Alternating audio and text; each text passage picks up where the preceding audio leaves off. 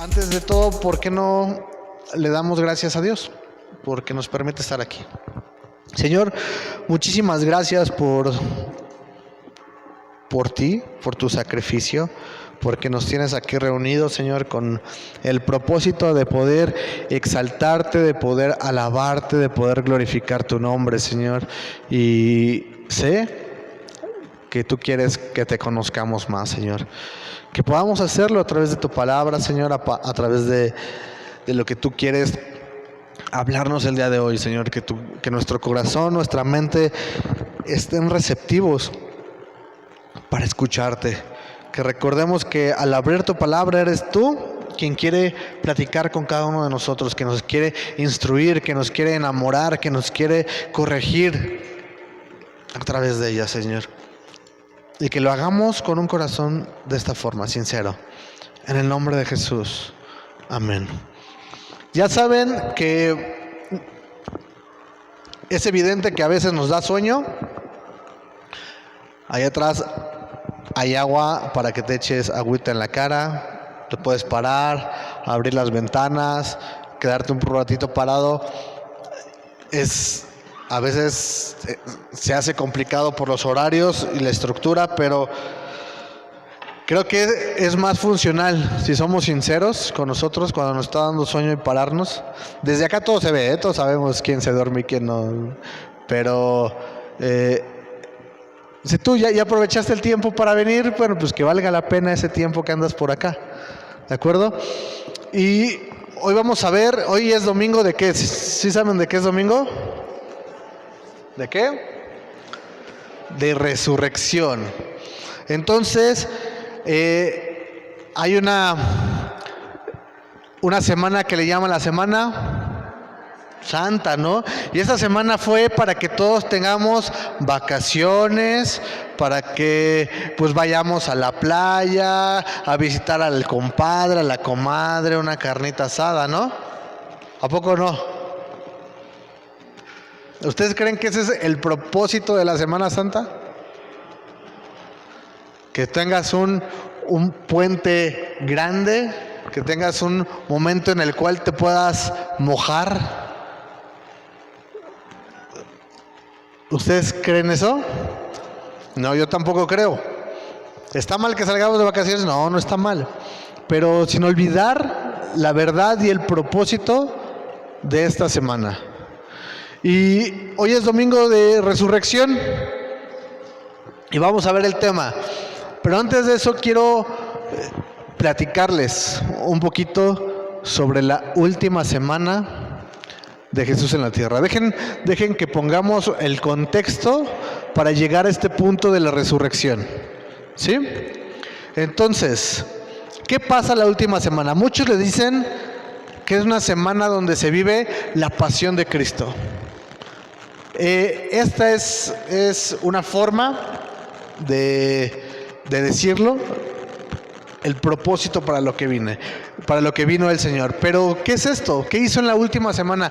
¿Qué pasó en la última semana que podemos decirle Semana Santa? Bueno, ¿qué pasa en esta? Les voy a dar como unos puntos importantes de lo que pasó. Y se dice que el Señor empieza esta semana con una entrada triunfal. ¿Se acuerdan que de repente en la tradición se dice que es el domingo de Ramos, ¿no? Cuando Jesús entra a Jerusalén montado en un pollino. ¿Y qué pasaba en este lugar donde le dicen la entrada triunfal? Está entrando Jesús a Jerusalén, y aquellos que habían oído de sus obras, aquellos que incluso habían recibido un milagro de parte de Jesús, que habían recibido sanidad o simplemente que lo habían oído pasar y esperaban la llegada del reino, estas personas clamaban: Hosana, Hosana, bendito al que viene en el nombre del Señor, el Rey de Israel. Entonces todos ellos estaban haciendo esto. Muchos ponían palmas, otros se quitaban sus túnicas, lo que traían y lo ponían para que pasara el rey de Israel. Esto está pasando una semana antes de este punto. Jesús entrando y toda la gente vitoreando, toda la gente aclamando a Jesucristo como el Rey de Israel. Después de esto, la Biblia nos cuenta que Jesús se aparta con sus discípulos. ¿Con qué finalidad? Bueno, les da las últimas instrucciones. Está preparando el camino. Le está diciendo qué va a pasar. Está sirviéndole a sus discípulos. Incluso les está lavando los pies. Un oficio que hacían las personas de menor rango en las casas donde vivían. Los sirvientes de menor rango era el trabajo que hacían las personas. Lavaban los pies, pues obviamente vivían en un lugar sin pavimento y usaban sandalias y desértico. Entonces se llenaba mucho de arena, los pies de tierra, de lodo, y cuando llegaban a las casas lo que hacían era el sirviente menor quitar las sandalias, lavar los pies y secarlos para que pudiera estar fresco y bien en la casa. Esto estaba haciendo Jesús después de esa entrada triunfal. Estaba lavando los pies de sus discípulos, les estaba explicando qué habría de pasar. Les estaba dando la promesa del Espíritu Santo. Y sabes, esa noche Jesús oró por sus discípulos. Oró también por ti y por mí hace más de 2000 años. ¿Qué más estaba pasando esto? Tuvieron algo que vamos a recordar hoy, que le llamamos la Santa Cena.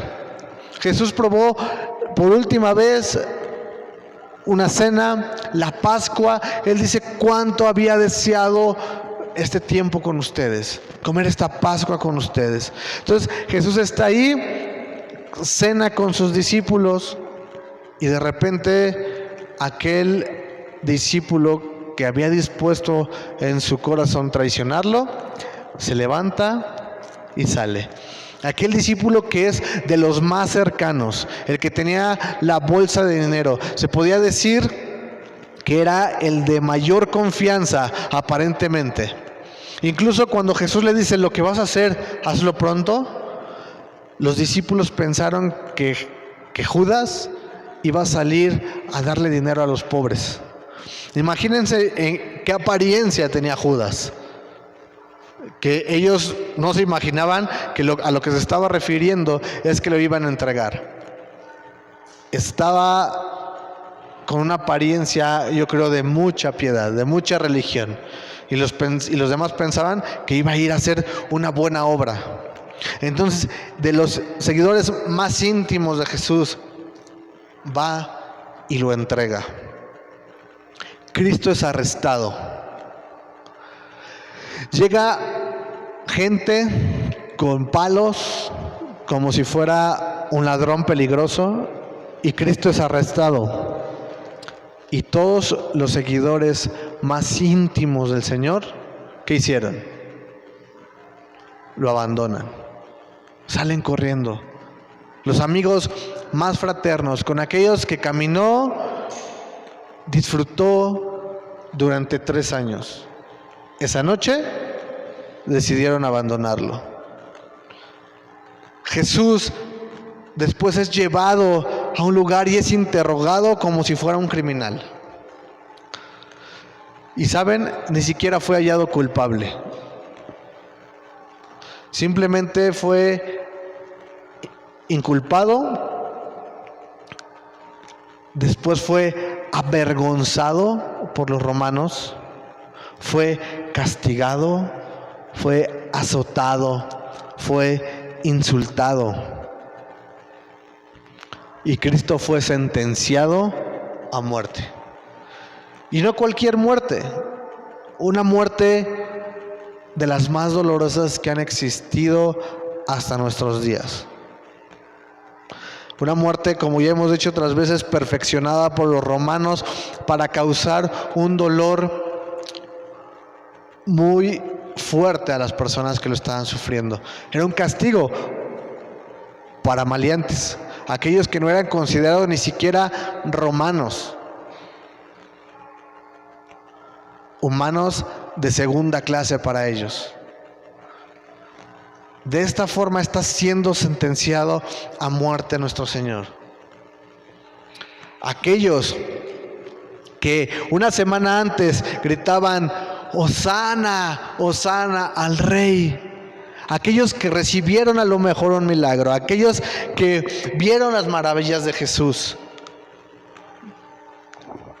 ellos mismos estaban gritando crucifícalo, crucifícalo, una semana después.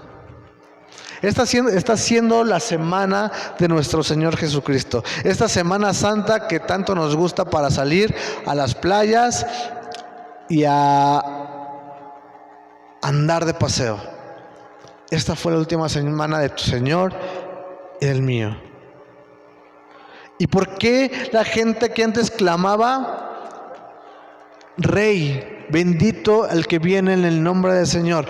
¿Por qué una semana después gritaban crucifícalo? Posiblemente eran bipolares o no sé.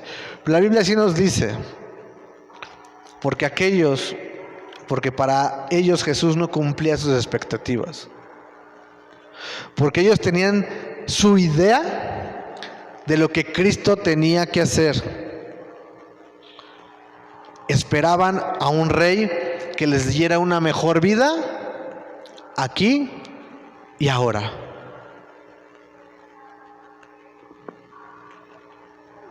Al ver que no era lo que ellos pensaban, clamaron por su muerte. Al ver que Jesús no les estaba cumpliendo sus caprichos, entonces dijeron, no, si no es como yo pensaba, entonces mátalo. Y empezaron, crucifícale. Fue obligado a cargar su instrumento de tortura, con su cuerpo ya quebrantado por los azotes que le dieron, caminando, cargando su cruz, ya azotado, ensangrentado, avergonzado, sin haber sido hallado culpable. Llegó al Gólgota, fueron abiertos sus brazos y unos clavos perforaron sus manos. Levantaron esa cruz y solo sus manos, sus brazos sostenían todo su peso. Y aún estando en esa condición, Él no culpó a nadie. Todavía estando en sufrimiento, gente burlándose, voltea con uno de las personas que estaba siendo crucificado al lado de él y le perdona. Y le dice, hoy estarás conmigo en el paraíso. Aún en ese lecho de muerte, aún en ese punto de muerte, de sufrimiento, ni siquiera estaba viendo por él mismo. Estaba viendo por los de al lado.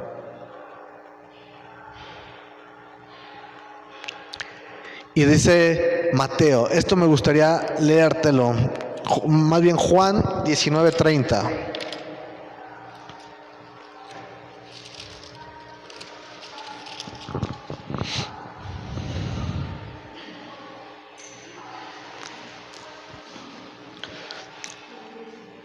Juan 19:30 dice, cuando Jesús hubo tomado el vinagre, dijo, consumado es. Quiere decir, está completo, está pagado por completo. Tetelestai es la palabra que ocupa. Está hecho. Y habiendo inclinado la cabeza, ¿qué dice? Entregó el Espíritu. Esto es formidable, familia, porque no dice le fue arrebatada la vida. No dice simplemente murió. Nos dice entregó. Alguien que entrega lo hace ¿cómo? Voluntariamente. Él entregó su vida. Él entregó el Espíritu. Y al entregar el Espíritu, al Él morir, el velo se rasga. El velo del templo, que había una división, que hacía una división para que no todos podían entrar, se rasga en señal de libre acceso al Padre a través de esa muerte de Jesucristo. Los discípulos más cercanos, dijimos, estaban distantes. Y aquellos que parecían distantes estuvieron cercanos, estuvieron ahí presentes. 2 fariseos de los principales de la sinagoga, no les importó nada que dijeran. Se llama Jesús de Arimatea y Nicodemo. Se armaron de valor y pidieron el cuerpo y lo sepultaron. ¿Sabes? No sé si te has dado cuenta, pero esa tuvo que haber sido mi historia y la tuya. Hasta ahí tuvo que haber sido tu historia y la mía, y nosotros si hubiéramos sido hallados culpables.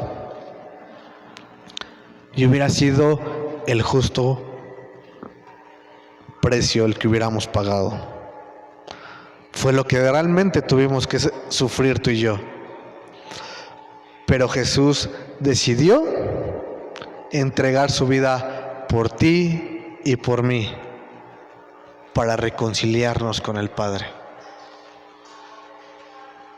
El justo por los injustos, para llevarnos a Dios.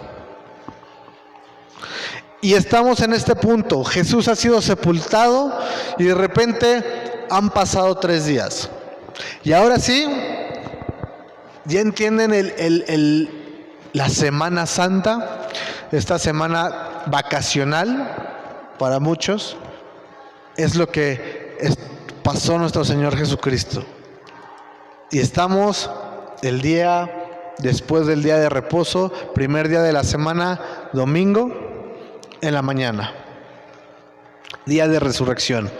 Y ahora sí, acompáñame a Lucas 24.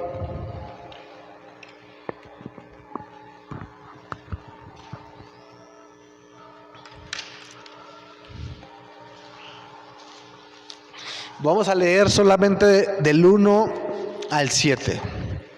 Sigue con tu vista, ya sea acá o en tu Biblia, donde veas mejor. Dice: el primer día de la semana, muy de mañana, vinieron al sepulcro, trayendo las especies aromáticas que habían preparado, y algunas otras mujeres con ellas. Y hallaron removida la piedra del sepulcro, y entrando, no hallaron el cuerpo del Señor Jesús. Aconteció que estando ellas perplejas por esto, he aquí se pararon junto a ellas 2 varones con vestiduras resplandecientes, y como tuvieron temor y bajaron el rostro a tierra, les dijeron: ¿por qué buscáis entre los muertos al que qué? Al que vive. No está aquí, sino que ha resucitado.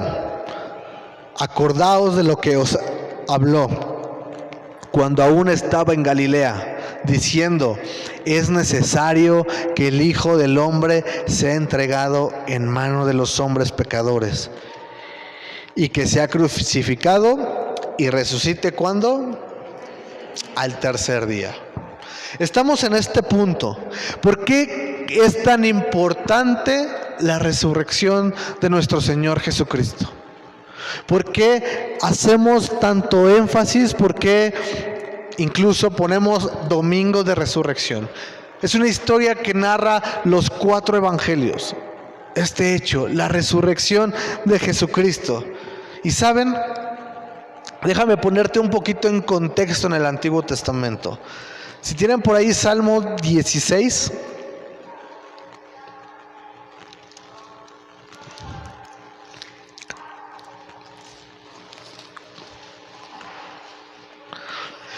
Salmo 16, versículo 10.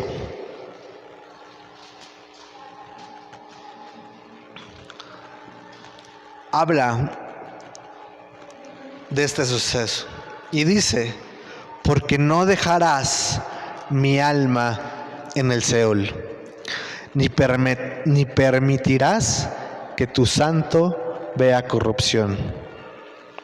Nos está narrando el salmista acerca de este hecho. Después Pedro, en la primera predicación que vamos a ver al rato, lo menciona y dice: como ustedes saben, David murió y fue sepultado, y su sepulcro está hasta hoy con nosotros. Pero siendo profeta David, está anunciando esto del Mesías: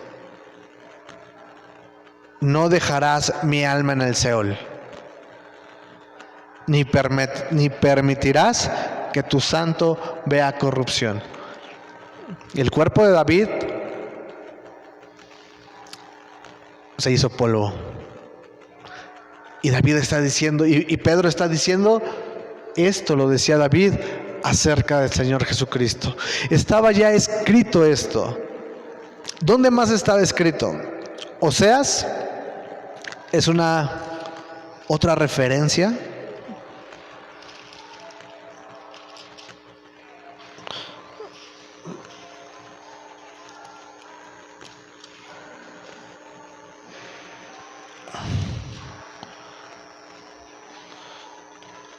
Oseas está antes de Joel. Oseas capítulo 6, versículo 2.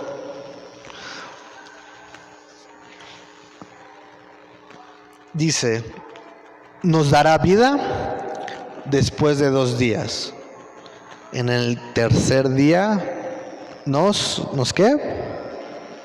Nos resucitará y viviremos delante de Él. Son señales, son palabras que Dios estaba dando a través de sus profetas, anunciando la resurrección de Jesucristo. Y después es el mismo Señor Jesucristo en Mateo 12,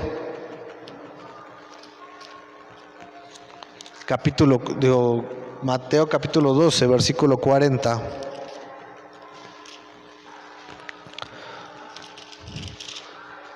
Le piden una señal. Están demandando la señal. Le está diciendo a la gente: si quieres que creamos en ti, muéstranos una señal del cielo. Ya había hecho infinidad de milagros el Señor Jesús, y ellos estaban demandando una señal. Y el Señor Jesús les contesta: porque como estuvo Jonás en el vientre del gran pez 3 días y 3 noches, así estará el Hijo del Hombre en el corazón de la tierra 3 días y 3 noches. Los hombres de Nínive se levantarán en juicio con esta generación y la condenarán, porque ellos se arrepintieron a la predicación de Jonás. Y aquí más que Jonás en este lugar. Aquel suceso, como ya saben, y los que llevan muchos años en el cristianismo, en la escuela dominical nos enseñan esa parte de que un gran pez se tragó a Jonás y estuvo en su vientre durante 3 días. No es ocioso, familia. Esa historia no es como que pues se le ocurrió a alguien hacerlo y que sean 3 días y 3 noches. No, tenía una representación muy importante: la resurrección de nuestro Señor Jesús. Fue el ejemplo primordial que Jesús puso para su resurrección. Entonces, ¿por qué es importante la resurrección? Bueno, primeramente, porque a través de ella se cumple la palabra de Dios. Como hemos estado viendo, a través de la resurrección de Jesucristo se está cumpliendo lo que dijeron los profetas, pero también lo que dijo el mismo Señor Jesús tiempo antes. Está siendo verídica, está confirmando todo lo que Jesús dijo es verdad. Por eso es importante la resurrección. La cruz quita el pecado, familia. La resurrección es la aceptación de ese sacrificio. El ser levantado de los muertos es la cereza en el pastel del sacrificio de Jesús. Es la aceptación, recordando cuando Dios dijo: este es mi Hijo amado, en el cual tengo complacencia. Es aceptando este sacrificio, este cordero sin mancha. La resurrección es la garantía de todas las promesas que Cristo hizo.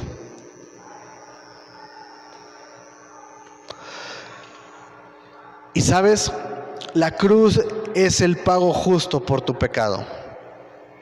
La resurrección es la evidencia de la victoria sobre el pecado y del poder de nuestro Señor Jesucristo. Por eso es tan importante. ¿Cómo lo dice Pablo? Me encanta cómo lo dice Pablo. Está en Corintios, yo se los leo, si quieren no lo busquen. ¿Qué tal si se despiertan mientras lo buscan? Yo ahorita los leo. Dice, 1 Corintios 15:55, Pablo está diciendo: ¿dónde está, oh muerte, tu aguijón? ¿Dónde, oh sepulcro, tu victoria? Ya que el aguijón de la muerte es el pecado, y el poder de pecado, la ley. Mas gracias sean dadas a Dios, que nos da la victoria por medio de nuestro Señor Jesucristo. Simplemente lo que está haciendo Jesús al resucitar está venciendo la consecuencia de la muerte. La paga del pecado es muerte. La consecuencia del pecado, que es la muerte. Y después es como Pablo le está diciendo: ¿dónde está, muerte, tu aguijón? ¿Dónde está tu victoria? ¿Dónde está, tumba? Ya no hay. Nos dominabas, pero gracias a Jesús has sido vencido. Es la evidencia de la victoria. Es la evidencia de la superioridad de Jesucristo, del amor de Jesucristo y la entrega de nuestro Señor, de su poder. Eso es la resurrección. Él dando su vida y volviéndola a tomar. Juan 10:18 nos dice esto.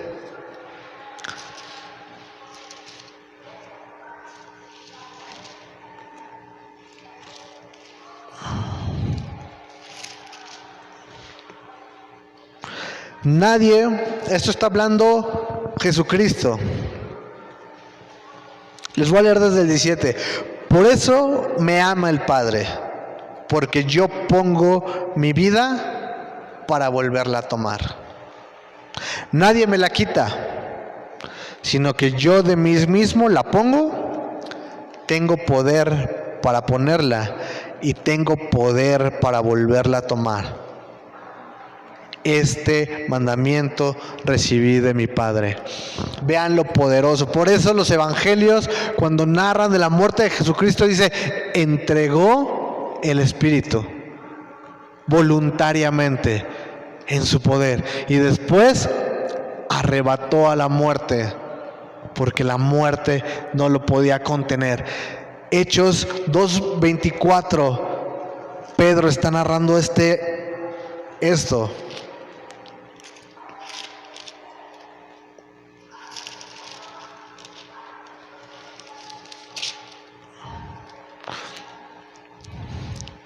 El cual Dios levantó. Está hablando de la resurrección. Suelto los dolores de la muerte, por cuanto era imposible que fuese retenido por ella.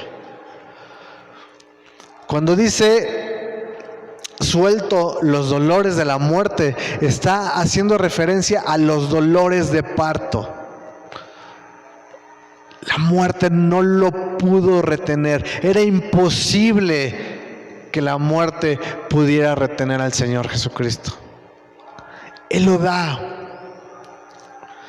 Y ante este hecho glorioso que estamos viendo de la resurrección de Jesucristo, ¿sabes?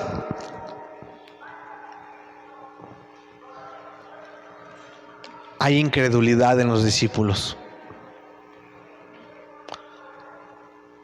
Y posiblemente incluso a los que estamos aquí presentes. Hay incredulidad. Sigamos leyendo la parte de Lucas donde nos quedamos. Lucas 24, versículo 8 dice: entonces ellas se acordaron de sus palabras y volviendo del sepulcro dieron nuevas de todas estas cosas a los 11 y a todos los demás. Eran María Magdalena y Juana y María madre de Jacobo y las demás con ellas, quienes dijeron estas cosas a los apóstoles. Mas ellos les parecía ¿qué? Locura las palabras de ellos y ¿qué? Y no las creían. Pero levantándose Pedro, corrió al sepulcro y miró dentro, vio los lienzos solos y se fue a casa maravillándose de lo que había sucedido. Los otros evangelios narran cómo Jesús mismo se apareció a las mujeres y les dice: ¿por qué estás triste? He resucitado. En otro evangelio nos dice que son 2 ángeles los que le están diciendo: ¿por qué buscan entre los muertos al que vive? ¿Por qué van a la tumba? ¿Por qué todavía iban con la intención de, bueno, Cristo ya murió? ¿Realmente creen que ellas creían en la resurrección? ¿A qué iban? No iban a embalsamar.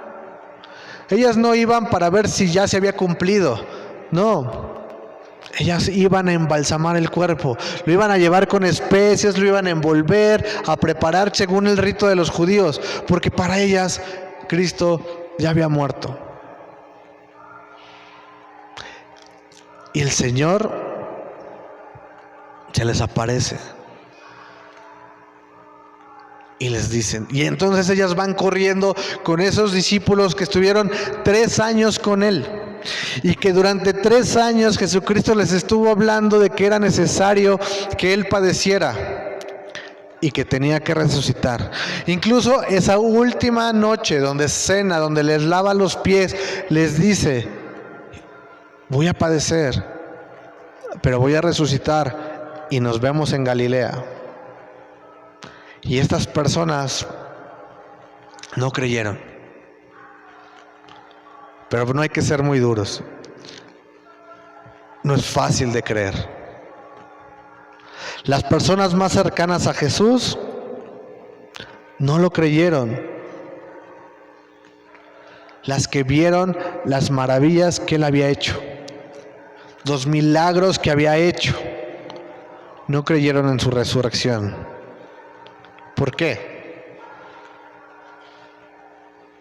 Es algo difícil de creer. Pero creo que el mismo Lucas nos narra algunos puntos. Yo le voy a dar 3 puntos del por qué creo que ellos no creyeron. Vamos a seguir leyendo. Esto es el camino de Emaús. Dice: he aquí, 2 de ellos iban el mismo día a una aldea llamada Emaús, que estaba a 70 estadios de Jerusalén, e iban hablando entre sí de todas aquellas cosas que habían acontecido. Sucedió que mientras hablaban y discutían entre sí, Jesús mismo se acercó y caminaba con ellos. Mas los ojos de ellos estaban velados para que no le conociesen. Y les dijo: ¿qué pláticas son estas que tenéis entre vosotros mientras caminan? ¿Y por qué están tristes? Respondió uno de ellos, que se llamaba Cleofas. Le dijo: ¿eres tú el único forastero en Jerusalén que no has sabido las cosas que en ella han acontecido en estos días? Entonces él les dijo: ¿qué cosas? Y ellos dijeron: de Jesús Nazareno, quien fue varón profeta, poderoso en obra y en palabra delante de Dios y de todo el pueblo, y cómo le entregaron los principales sacerdotes y nuestros gobernantes a sentencia de muerte y le crucificaron. Pero nosotros esperábamos que Él era el que había de redimir a Israel. Y ahora, además de esto, hoy es ya el 3er día que ha acontecido. ¿Se imaginan la escena? Van 2 fulanos, Cleofas y un fulanito, caminando, y de repente el mismo Jesús se acerca y le dicen: ¿qué es esto que están hablando? ¿De qué hablan? Y le dice: ¿tú eres el único forastero que no sabe qué ha pasado? Y el Señor así como que, pues a ver, cuéntame el chisme. Y entonces le dice lo que pasó de Jesús, pero quiero llamar tu atención a lo que dice el versículo 21. Dice: pero nosotros esperábamos que Él era el que había de redimir a Israel. Primero, el Señor Jesucristo, el Dios, su Señor, primero fue reducido a profeta. Ya no era su Señor. Como ya había muerto, ¿se fijan cómo lo describen? Está en el 19, cuando dicen de Jesús Nazareno, quien fue varón profeta. Ya no era el Señor Jesús, ya solo era el profeta porque había muerto. Y si nosotros esperábamos que Él viniera y redimiera a Israel. Y aquí está el primer punto que veo acerca de eso. Ellos esperaban otra cosa de Jesús. A pesar de que Cristo les dijo muchas veces que era necesario padecer y después resucitar, ellos no querían entender. Oían lo que Jesús les decía, pero no ponían atención. Y a lo mejor eres muy duro y dices: ay, pues ¿cómo? Si yo hubiera estado ahí, yo hubiera puesto atención. Pero déjame decirte algo. Eran como aquellos hermanos que a todos estás en la prédica y a todos dicen amén.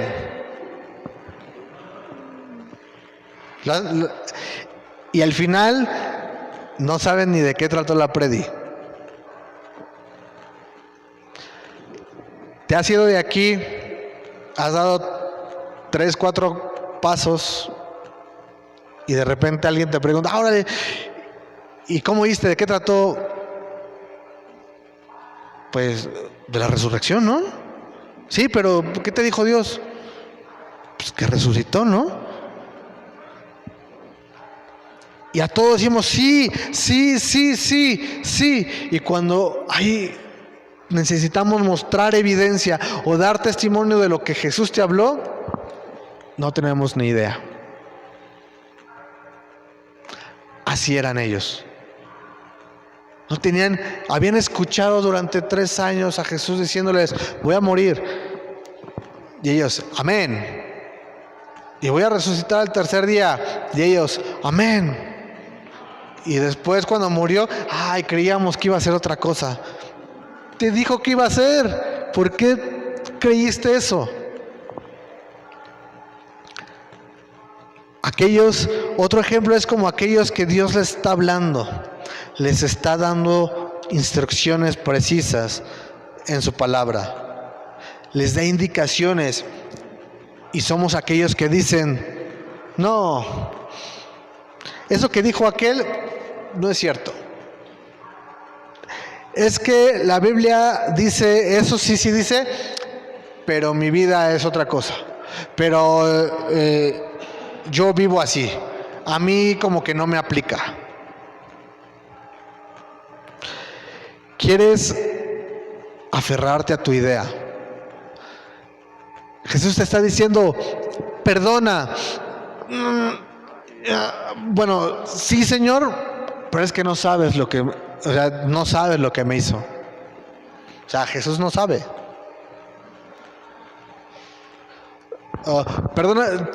No, Señor, no puedo perdonar porque no cambia. Así como el Señor, y cuando te dije, cuando cambie lo perdonas o la perdonas. Escuchamos la instrucción, pero no queremos obedecerla. Somos lentos para escuchar lo que Dios nos está diciendo. Y estas personas que van camino de Emaús están dando evidencia de que escuchaban, pero no ponían atención a lo que Cristo decía. Otro punto, su vista simplemente estaba puesta en esta vida, no en la eterna. Ellos querían que restaurara, estaban esperando a un Cristo que restaurara su mejor vida aquí y ahora. Y dicen, pensamos que iba a restaurar a Israel en este tiempo. Pero no podían ver el verdadero problema que tenían: el pecado y la consecuencia del pecado. Estaban tan cegados a la hora que no se daban cuenta realmente del peligro que estaban viviendo al vivir una vida en pecado, una vida sin el sacrificio de Jesucristo. La incredulidad mucho tiene que ver con que no nos interesa la verdad, porque creemos que no es algo que nos ayuda a conseguir lo que queremos. Cuando algo es verdad en tu vida, familia, y sabes la verdad, si no es algo que a veces nos ayuda a mis metas, a mis planes, a mis sueños, la desecho, aunque sea verdad. Porque estamos con nuestra mente solamente aquí, en este lugar. Estamos viviendo, pensando egoístamente. Y luego preguntamos al Señor sobre lo que nos dice: ¿y yo qué gano? Bueno, sí, ok, va, yo te voy a servir, Señor, pero ¿qué? ¿Yo qué gano? ¿Me vas a bendecir? ¿Me vas a prosperar en mi trabajo? ¿Me vas a dar salud? ¿Me vas a dar bienestar? Nuestra vida simplemente está enfocada en este lugar. ¿Qué otra cosa vemos con estos caminantes de Emaús? Se quedaban con la duda. Cuando Jesús les hablaba de la resurrección, de su muerte, nos damos cuenta que ellos no entendían, pero tampoco preguntaban. ¿Te ha pasado, familia? Que de repente estás leyendo la Biblia, estás en un discipulado, estás en algo y no entiendes. Y decís, no, qué pena preguntar. Mejor me quedo con la duda. No, pregunta. La Biblia nos enseña que cuando Jesús estaba con sus discípulos, hablaba por parábolas y no entendían. Y cuando estaban a solas les llegaban y le decían: Señor, otra vez no entendimos, ¿nos explicas? Y el Señor les explicaba. Él sabe nuestras limitaciones. Incluso dice, el que está falto de sabiduría, pídala. Pídala. ¿Tienes dudas? Pregunta. Primero a Dios. Tengo dudas sobre esto, Señor. Tengo dudas de tu resurrección. Tengo dudas de ti. Tengo dudas, Señor. Pregunta. ¿Sabes? Se vale dudar, pero no se vale quedarte con la duda. No se vale que de eso te lleve a la incredulidad. Entonces ellos pues no preguntaban. Para poder decir que creemos en el Evangelio y en nuestro Señor Jesucristo, necesitamos estar convencidos de la resurrección. De lo contrario, estamos creyendo en un Jesús que no es el de la Biblia. Un Jesús que no es el que Dios quiere que conozcas. Y como muchos, tendrías que modificar la Biblia. Tendrías que reescribirla y amoldártela. Hay gente que lo hay religiones que lo han hecho. Como su mente no alcanza a entender la grandeza de Jesús, porque hasta en eso pensamos que nuestra mente podría entender a Dios, nuestro Creador. Como no lo pueden entender, entonces mejor cambien el texto para una forma en que ellos puedan entenderlo. Y entonces andan adorando todos los domingos a un Dios que no es el de la Biblia. Y eso también es idolatría. Es necesario que cuando hables del Evangelio incluya este ingrediente. Sin este ingrediente no hay Evangelio. No hay buena noticia. Sin resurrección, ¿saben qué seríamos? Lo dijo Pablo en 1 Corintios 15.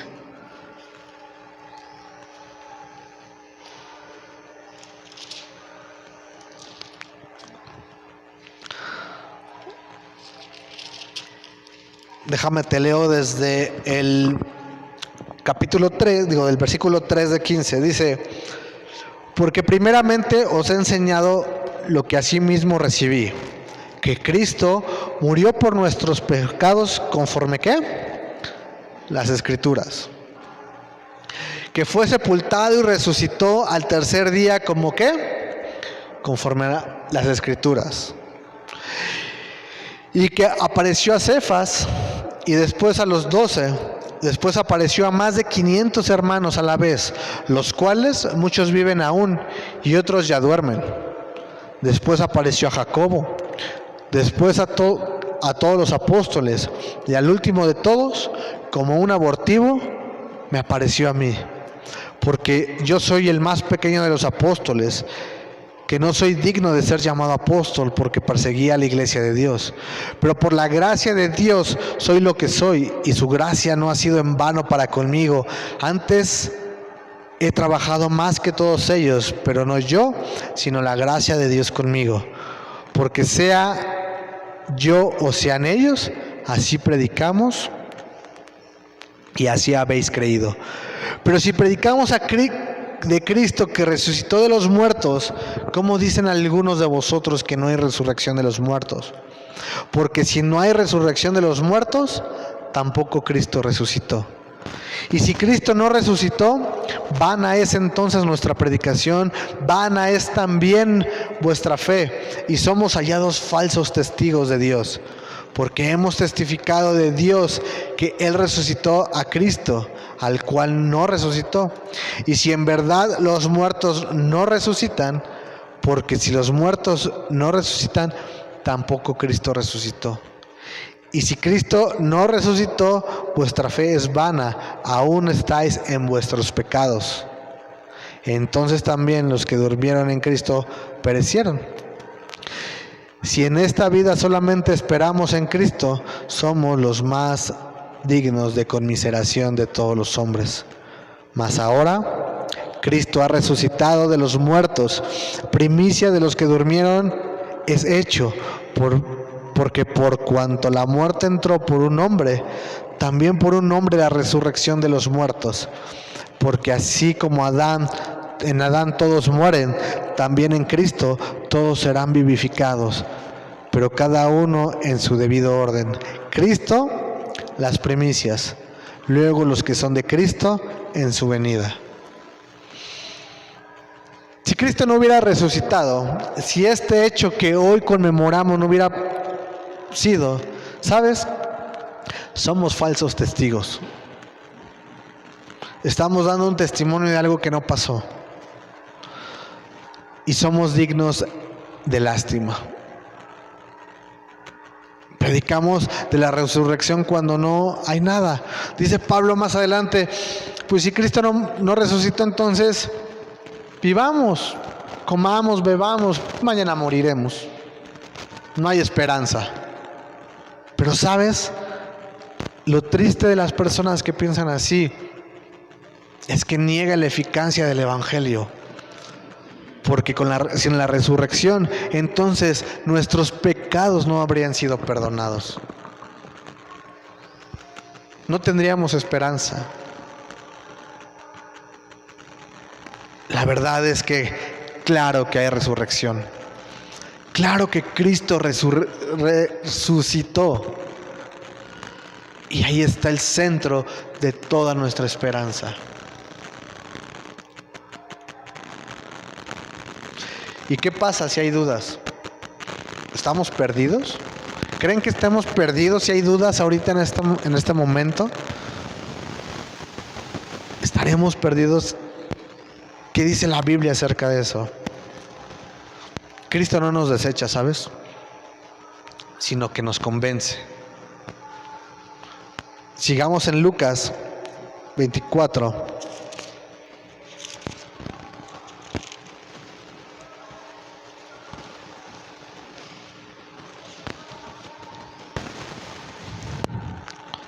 Versículo 36. Dice: mientras ellos aún hablaban de estas cosas, Jesús se puso en medio de ellos y les dijo: paz a vosotros. Entonces, espantados y atemorizados, pensaron que veían un espíritu. Pero él les dijo: ¿por qué estáis turbados y vienen a vuestro corazón estos pensamientos? Mirad mis manos y mis pies, que yo mismo soy.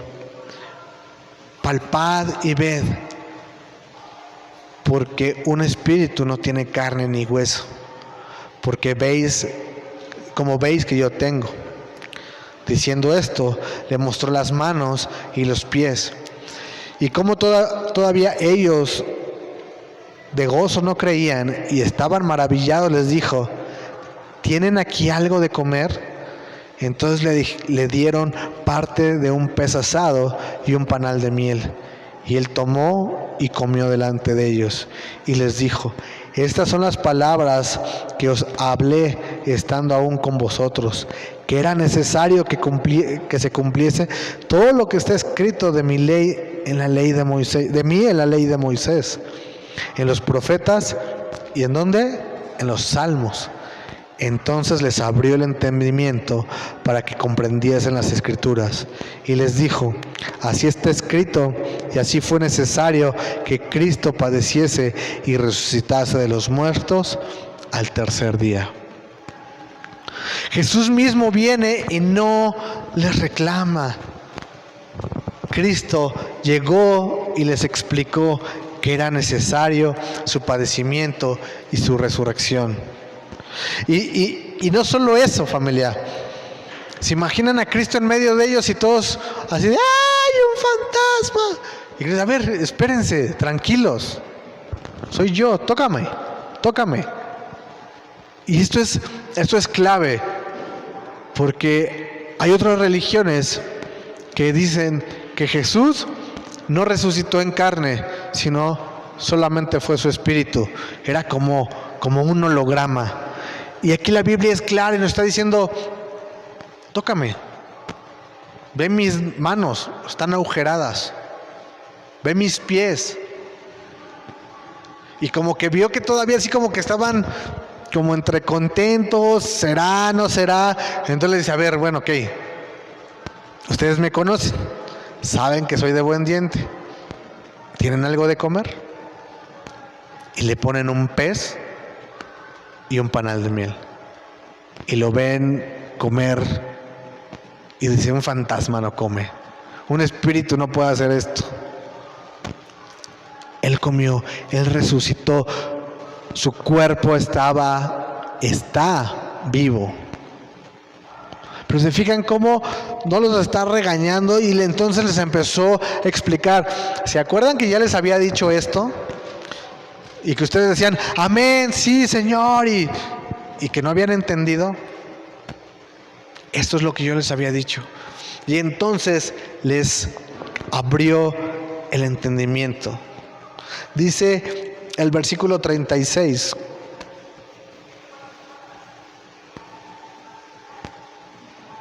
No, 45. Les dijo, entonces les abrió el entendimiento para que comprendiesen las Escrituras. Jesús viene y nos explica con detalle. Por tanto, Cristo trae convicción y restauración a nuestra vida. Aún en la duda, aún en la incertidumbre, aún en el miedo que ellos estaban sintiendo al haberse encontrado en la misma situación de Cristo. ¿Por qué? Porque sabían que si lo agarraban con Él, iban a tener la misma suerte que Él, ser muertos. Para Cristo, todos sus discípulos son importantes, ¿sabes? Cristo no se conformó con que creyera la mayoría. Y dice, ¿ya creyeron? Y unos dijeron, pues yo sí, yo no, yo más o menos. La Biblia nos narra que una vez un hecho así, dicen los comentaristas que es el mismo, que se presenta a Jesús y lo ven, no estaba uno presente. ¿Saben quién no estaba presente? Tomás. Tomás no estaba presente. Había 10, faltaba uno. Y entonces ellos le contaron y el buen Tomás dijo, no, yo no creo. Hasta que no lo vea yo con mis ojos, hasta que no meta mi dedo en la palma de sus manos, en su costado, no voy a creer. Y Jesús no llegó con los 10 y dijo, bueno, pues a ver cuántos son, 10. Pues ya somos mayoría, ya con eso la armamos.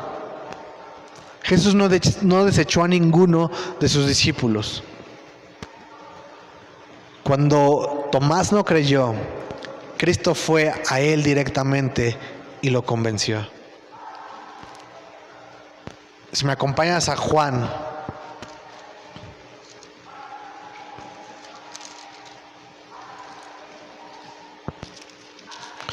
Juan 20. 24 al 29. Dice, pero Tomás, uno de los 12 llamado Dídimo, que quiere decir gemelo, no estaba con ellos cuando Jesús vino. Le dijeron pues los otros discípulos, al Señor hemos visto. Y él dijo, si no viere en sus manos la señal de los clavos, y metiere mi dedo en el lugar de los clavos, y metiere mi mano en su costado, no creeré. 8 días después, estaban otra vez sus discípulos dentro, y con ellos Tomás. Llegó Jesús, estando las puertas cerradas, y se puso en medio, y les dijo, paz a vosotros. Luego le dijo a Tomás, te reprendo por incrédulo. Y no, ¿verdad? Creo que no dice eso en la versión. Dice, luego le dijo a Tomás, pon aquí tu dedo y mira. Y mira mis manos y acerca tu mano y métela en mi costado. Y no seas incrédulo, sino que creyente. Entonces Tomás respondió y le dijo, Señor mío y Dios mío. Jesús le dijo, porque me has visto, Tomás, creíste. Bienaventurados los que no vieron y creyeron. ¿Saben? Somos muy duros con Tomás. Hasta hacemos, no, yo como Santo Tomás, hasta no ver, no creer, ¿no? Lo tenemos ya hasta como dicho. El incrédulo Tomás. La verdad es que ninguno de los discípulos creyó. El día que se presentó Jesús, él no estaba ahí. Los otros sí lo habían visto, y aún viéndolo, Jesús tuvo que convencerlos comiendo. Y lo mismo pasó con Tomás. Pero el amor de Jesús lo llevó por esa oveja perdida, por esa oveja descarriada en ese momento, por esa oveja que dudaba. Y fue directamente a él y le dijo que metiera sus manos. Pero ¿sabes qué característica tenía Tomás? Tomás no se apartaba de la comunión con los discípulos, permanecía a pesar de sus dudas. ¿Han visto de repente a alguien como que no le gusta algo de la iglesia, no le gusta algo de que dice el Señor Jesús, y ya ni viene? Y entonces, no, yo no voy porque yo tenía dudas y pues nadie me la respondía. ¿Y a alguien le preguntaste? No, pero nadie me la respondió. ¿Y cómo la gente va a saber que tú tenías dudas? Jesús, Tomás tiene esta característica. A pesar de todo, él estaba constantemente con los discípulos. Él se seguía reuniendo con la iglesia. Él escuchaba lo que otros estaban hablando y de lo que otros experimentaban con Jesús resucitado. Y creo que en el fondo del corazón de Tomás también lo deseaba. Y decía, ellos ya lo vieron, yo aquí voy a estar porque también quiero lo mismo. Y a lo mejor tú estás viendo cómo otros hermanos Dios está transformando, les está renovando, los está cambiando, los está bendiciendo, los está instruyendo, incluso los está corrigiendo, y tú estás así de, ay, yo quiero también, yo quiero eso en mi vida. Aprende de Tomás. Tomás permanecía en la comunión con los apóstoles. Tomás pudo palpar el resultado del sacrificio de nuestro Señor. Metió sus dedos en las marcas de su pecado, o mejor dicho, en el pago de su pecado. Pero también tocó y presenció la victoria sobre el pecado. Palpó la realidad y la esperanza de nuestra resurrección por medio de la de Cristo. ¿Se imaginan que de repente en un momento dudó? Está palpando eso que tanto añoramos nosotros. A Cristo resucitado. Pudo meter su dedo y haber dicho, tuvo que haber sido mi mano. Tuvo que haber sido mi costado. Y puedo disfrutar la victoria sobre el pecado a través de Jesucristo. Incrédulo Tomás. Y no le quedó otra más que creer. ¿Y qué dijo? Señor mío. ¿Y qué? Y Dios mío. Lo está reconociendo Tomás como su Señor y como su Dios. No es solamente Señor y Dios, sino es la frase de mío. Jesús ya es tu Señor, tu Dios, o sigue siendo el Señor y el Dios. Porque sí es el Señor y sí es el Dios. Pero lo que hace toda la diferencia es cuando decimos es mi Señor y es mi Dios. Ya es tu Señor, ya es tu Dios. Tomás vio y creyó. De hecho, todos los discípulos lo vieron. Pero tú y yo no lo hemos visto, familia. Pero ¿sabes cómo te dice la Biblia? Bienaventurado, dichoso, sumamente dichoso los que no vimos, pero creímos.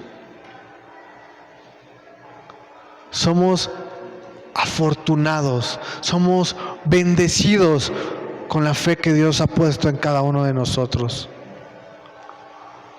Sin ver, hemos creído. Hoy no necesitas ver, solo creer. Y sabes, espero que esta tarde hayas experimentado el camino a Emaús.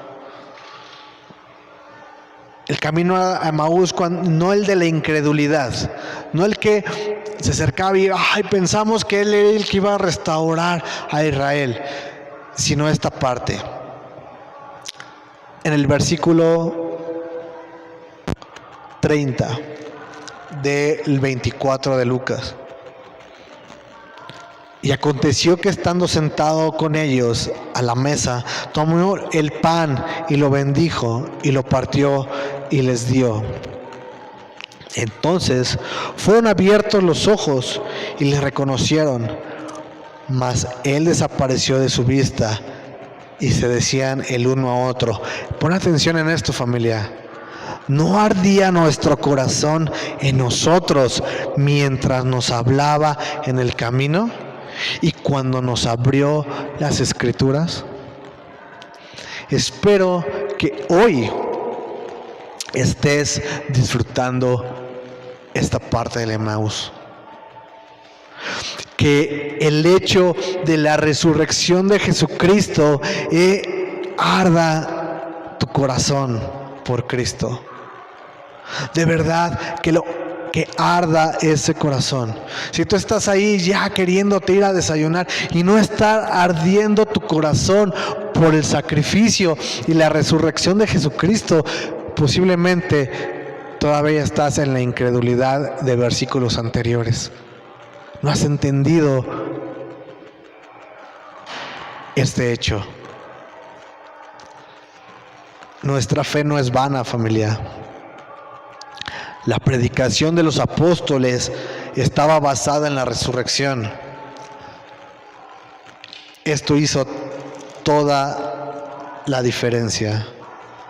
¿Se acuerdan qué pasó la noche que Jesús fue apresado? ¿Qué pasó con los discípulos?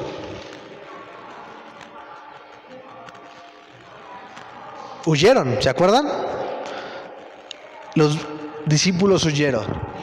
Después de haber confirmado la resurrección de Jesucristo, Hechos capítulo 2 nos narra, después de la venida del Espíritu Santo sobre los apóstoles, cuando estaban convencidos de ese hecho, esos que corrieron al principio, les quitó el miedo. La resurrección te quita el miedo hasta de morir. Ellos corrieron porque tenían miedo por su vida. 40 días después se encuentran predicando enfrente de todo el mundo, sin importarles las circunstancias, sin importarles qué les iba a pasar. Predicaban sobre la resurrección. ¿Y qué predicó Pedro? Dice, entonces Pedro, poniéndose de pie con los 11, alzó la voz y les habló diciendo, varones judíos y todos los que habitáis en Jerusalén, esto sea notorio y oíd mis palabras. Déjame el salto al 22, dice, otra vez, varones israelitas, oíd estas palabras. Jesús Nazareno, varón aprobado por Dios entre vosotros, con las maravillas, prodigios y señales que Dios hizo entre vosotros, por medio de él, como vosotros mismos, a este entregó el determinado consejo y anticipado conocimiento de Dios, prendiste y mataste por manos de inicuos, crucificándole, al cual Dios, ¿qué? Levantó, suelto los dolores de la muerte, por cuanto era imposible que fuese retenido por ella. Porque David dice de él, veía al Señor siempre delante de mí, porque está a mi diestra, no seré conmovido. Por lo cual mi corazón se alegró y se gozó mi lengua. Aún mi carne descansará en esperanza, porque no dejarás mi alma en el Hades, ni permitirás que tu santo vea corrupción. Me hiciste conocer los caminos de la vida, me llenarás de gozo con tu presencia. Varones hermanos, se os puede decir libremente que del patriarca David, que murió y fue sepultado y su sepulcro está con nosotros hasta el día de hoy. Pero siendo profeta y sabiendo con juramento, Dios le había jurado que de su descendencia en cuanto a la carne levantaría al Cristo para que se sentara en su trono. Viéndolo antes, habló de la resurrección de Cristo, que su alma no fue dejada en el Hades, ni su carne vio corrupción. A este Jesús resucitó Dios, de lo cual todos nosotros somos testigos. Así que, exaltado por la diestra de Dios y habiendo recibido del Padre la promesa del Espíritu Santo, ha derramado esto que vosotros veis y oís. Este Pedro que lo negó, este Pedro que cuando fue apresado Jesús también corrió por su vida, ahora está poniendo su vida por este hecho de la resurrección. Esta, familia, es la importancia de la resurrección en nuestra vida. No es para irnos al balneario, no es para juntarnos, es para conmemorar esto. Y déjame terminar con esto. Jesús estuvo en la última semana, y toda su vida, Él tuvo la pasión para morir y resucitar por nosotros. Nosotros tendremos la pasión para vivir por Él. ¿Por qué no te haces esta pregunta? Y mientras los hermanos van a pasar y les van a repartir la cena, vamos a conmemorar el sacrificio de Cristo a través de lo que Él mismo dijo. Pero llévate esto en tu mente. Jesús estuvo apasionado por ti y por mí. Te amó tanto que entregó su vida para ser sacrificada por nosotros. ¿Nosotros estamos dispuestos a entregarle a Él nuestra vida? ¿O preferimos vivirla como hasta hoy, pensando nada más en nosotros? Que tu corazón, familia, arda por la palabra de Dios, por Dios mismo, por el sacrificio de Jesucristo. ¿Oramos? Padre, muchísimas gracias por tu palabra. Gracias por tu sacrificio en la cruz. Y gracias el día de hoy por la esperanza en tu resurrección. Tú pagaste el precio y también nos has traído la esperanza a través de tu resurrección, Señor.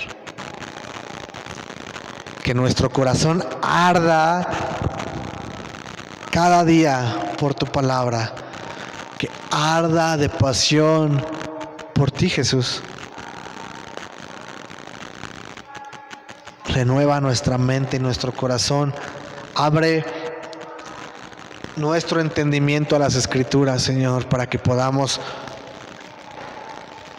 creer y no ser incrédulos, Señor. Convence a cada uno de nosotros que estemos dudando, Señor, para que podamos ser testigos verdaderos y no solo medio testigos, Señor. Que podamos ir con denuedo y valentía, llenos de tu Espíritu Santo, a anunciar esta buena noticia, tu muerte y tu resurrección para vida eterna. Te lo ruego, Señor, en el nombre precioso de tu Hijo amado Jesucristo. Amén.